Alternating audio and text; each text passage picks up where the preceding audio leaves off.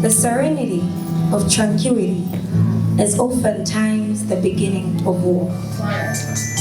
At the commencement of history, woman was the reason behind the first war between God and man. An entity so often overlooked that her strength transcends that of men. Her inherent achievements throughout history, not just a mantra I would sing to capture the attention of those that beg to know. Those that beg to understand the wisdom that is passed down by goddesses that have walked through the plains of war. Queens that mastered the art of swordsmanship. Women that began revolutions. Women that led tribes into greater resolutions. Fighting bondage like their ancestors. Women whose equanimity was not only esoteric in nature but embraced by those who were interested enough to understand it. Women that began to inspire generations. Women that began to teach generations of women to come. That women to come may take on the baton and begin to fight. That these women to come may begin to scream equality like their mothers did. That these women to come, these women that came, these women that are Zambia, these women that spell the Zambian bloodline as loud as the Mosotunya.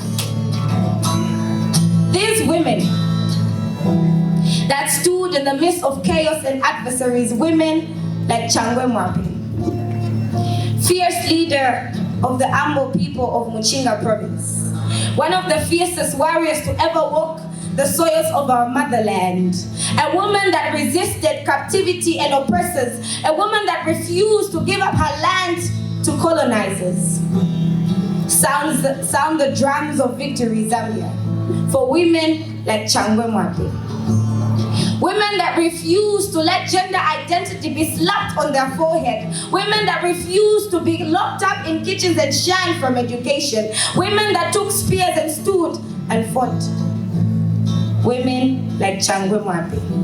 Sound the drums of victory, Zambia, for women that refuse to be buried back in the kitchen. For women that refuse to stand and let men overshadow them. Women that spelled the word warlord. Warrior, woman with grace and poise. The stories that the roads that these women took to bring these stories to life were roads like railroads, as dark as hell's abyss, oceans as deep as the sea,